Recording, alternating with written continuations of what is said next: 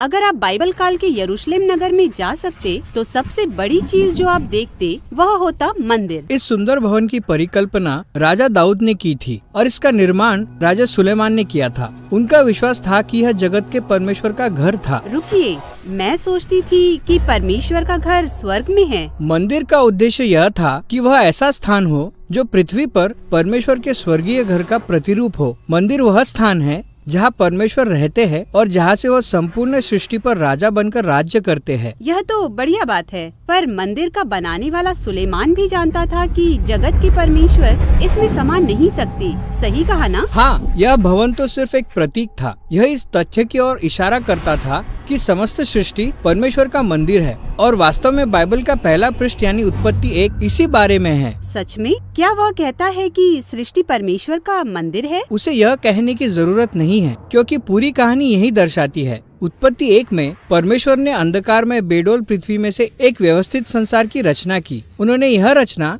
7 दिनों में अपने शब्दों को बोलकर की और 7वें दिन जब परमेश्वर ने विश्राम किया और अपने राज्य को स्थापित किया तो समस्त सृष्टि उनके उपस्थिति से भर गई। इसी प्रकार तंबू और बाद में मंदिर के निर्माण और अर्पण का कार्य 7 दिनों में दिए गए 7 प्रवचनों की श्रृंखला के द्वारा किया गया और उसके बाद याजक या राजा परमेश्वर की उपस्थिति में रहते हुए विश्राम या राज्य कर सकते थे। अच्छा, तो संपूर्ण सृष्टि ही वह स्थान है जहाँ परमेश्वर वास करने का इरादा रखते हैं। यह उसके मंदिर समान है। बिल्कुल। तो अब पृष्ठ पलटकर उत्पत्ति 2 में आइए और वहाँ हमें सृष्टि का एक और चित्र मिलेगा और यह पृथ्वी पर केंद्रित है। पृथ्वी के मध्य में एक क्षेत्र है जो अदन कहलाता है, जिसकी इब्रानी भाषा में अर्थ प्रसन्नता है। हाँ, और प्रसन्नता के बीच में परमेश्वर एक वाटिका लगाते हैं जिसमें परमेश्वर और मनुष्य साथ साथ रहते हैं। इसीलिए मंदिर की संरचना उस वाटिका के रूप में की गई थी जो सोने और फूलों की छवियों से भरपूर था और मेनोरा यानी दीवट जीवन के वृक्ष को दर्शाता था। यह वह स्थान था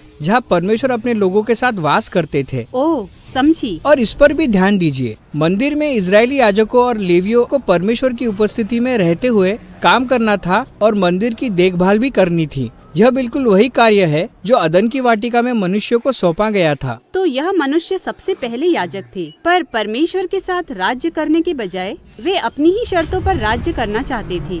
इसलिए इन्हें मंदिर रूपी वाटिका से निकाल दिया गया। और आदम और हवा के समान ही इजराइल के अगुए भी अपनी शर्तों पर राज्य करना चाहते थे, इसलिए उन्हें भी निष्कासित कर दिया गया। मंदिर नष्ट हो गया और फिर वे सोचने लगे कि क्या परमेश्वर ने इजराइल को छोड़ दिया है? क्या परमेश्वर कोई नई सृष्टि लाएंगे? देखिए, बाइबल के भविष्यवक्ता उस दिन की आशा कर रहे थे जब परमेश्वर एक नए मंदिर की रचना करेंगे जिसमें नए याजक होंगे और उस समय परमेश्वर की उपस्थिति से समस्त सृष्टि भर जाएगी। और जब इजरायली लोग अपने देश वापस लौटे तो उन्होंने फिर से मंदिर को बनाया। पर वह मंदिर भविष्यवक्ताओं की आशाओं के अनुसार नहीं था। असल में बाद के इजरायली भविष्यवक्ताओं ने कहा कि यह मंदिर तो पूरी तरह से भ्रष्ट है। तो वे अभी भी उस सर्वश्रेष्ठ मंदिर की प्रतीक्षा कर रहे थे। और यहाँ हम पहुँचते हैं यीशु की कहानी पर। उसने कहा उसके द्वारा परमेश्वर की उपस्थिति और राज्य एक नए तरीके से इस संसार में आने वाले हैं। उसने अपने आप को एक नए प्रकार के याजक के रूप में प्रस्तुत किया।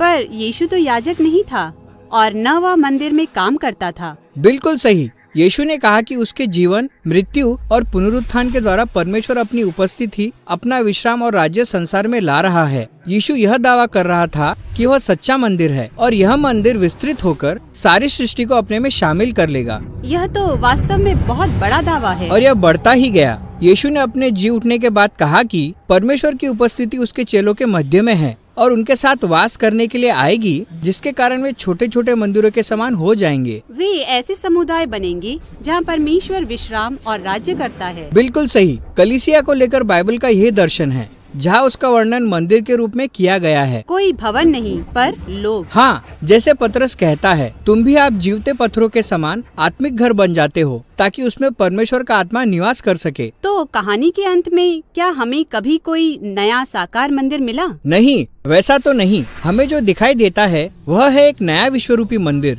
जो बिल्कुल उत्पत्ति के जैसा है। इस नई सृष्टि को मंदिर के भवन की आवश्यकता नहीं है, क्योंकि यीशु के द्वारा अब सारी सृष्टि वह स्थान बन गई है जहाँ परमेश्वर विश्राम करता है और जहाँ वह अपने लोगों के साथ संसार पर राज्य भी करता है।